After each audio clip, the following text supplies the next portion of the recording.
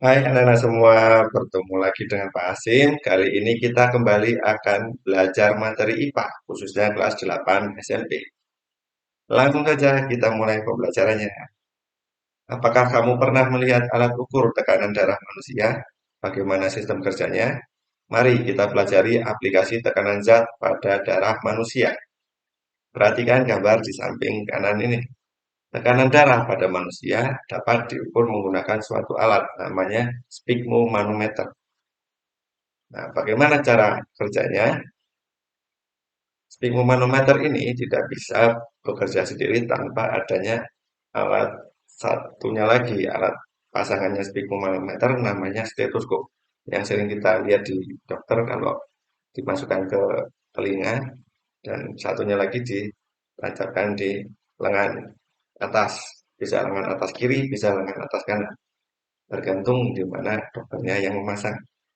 Nah, alat stetoskop ini hanya untuk mendengarkan detak jantung atau denyut arteri maupun denyut pembuluh balik. Nah, jadi tekanan darah pada manusia ini ada hubungannya dengan materi kita semester 1 yang kemarin tentang peredaran darah manusia. Nah, kemarin kita sudah belajar bahwa darah itu keluar dari jantung, jantung yang memompa darah untuk ke paru-paru, dari paru-paru kembali ke jantung, jantung ke seluruh tubuh, habis itu kembali lagi ke jantung. Dari jantung nanti akan kembali lagi ke paru-paru dan begitu seterusnya. Nah, terus bagaimana ini dapat diukur tekanan darahnya? Caranya dengan alat namanya sphygmomanometer yang tadi kita sebutkan. Nah, cara pakainya, perhatikan gambar di samping. Di atas ini akan dipasang namanya kantung udara. Ini masih satu set dengan sphygmomanometer, jadi ada alat deteksinya, ada yang manual, ada yang digital. Kita akan mempelajari yang manual dan yang manual ini nanti akan dipasang kantung udaranya di lengan kanan atau lengan kiri, bebas. Dan ada stetoskop yang dipasangkan di bawahnya, di bawah kantung udara, di dalamnya. Di bahasa Jawanya diselempet gitu. Kalau bahasa Indonesia dijepit, dijepit pakai kantung udara.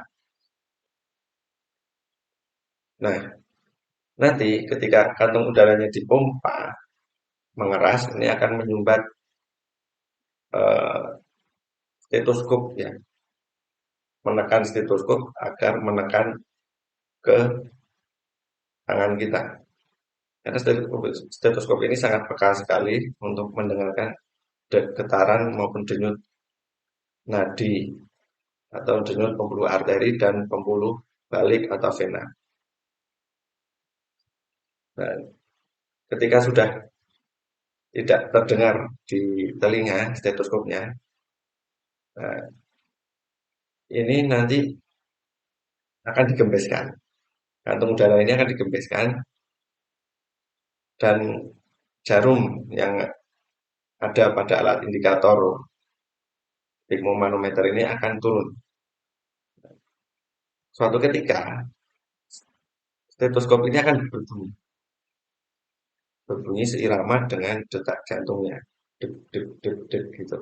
Nah, ketika berbunyi, awal-awal dia berbunyi, ini yang disebut dengan tekanan darah sistol atau tekanan darah keluar dari jantung yang berada di pembuluh arteri. Dan ini akan terus berbunyi dan suatu ketika nanti akan diam seirama sejalan dengan turunnya tensi, turunnya alat ukur manometer atau alat deteksi ada yang jarum, ada yang air raksa. Kalau di gambar ini sebelah kanan ini dia pakai air raksa. Jadi kalau air raksanya turun, nah nanti lama-lama suara di stetoskop yang dipasang di telinga ini akan hilang, hilang, hilang, pelan-pelan, pelan dan hilang. Nah, tepatnya hilang ini nanti akan dibaca oleh dokter sebagai diastol atau tekanan pembuluh balik.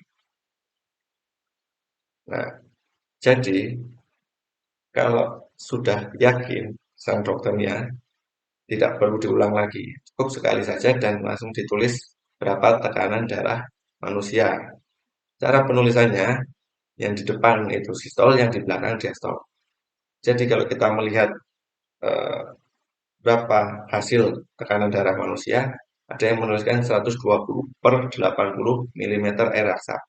Itu menandakan bahwa orang tersebut memiliki tekanan 120 mm air raksa saat darah keluar dari jantung, atau dia memiliki tekanan sistol 120 mm air raksa.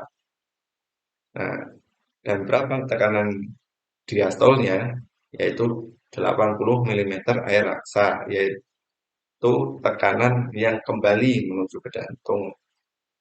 Jadi alat sphygmomanometer ini sekaligus mendeteksi dua peredaran darah, yaitu yang darah mengalir pada arteri dan darah yang mengalir pada vena, darah yang keluar dari jantung dan darah yang kembali lagi masuk ke jantung.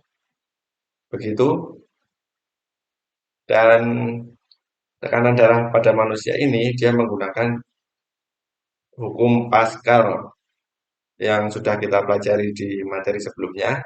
Apa itu hukum Pascal? Masih ingat? Ya, hukum Pascal berbunyi, tekanan yang diberikan kepada zat cair dalam ruang tertutup akan diteruskan ke segala arah dengan besar yang sama persis. Demikian pelajaran kita kali ini. Semoga bermanfaat. Sampai jumpa di video selanjutnya. Dan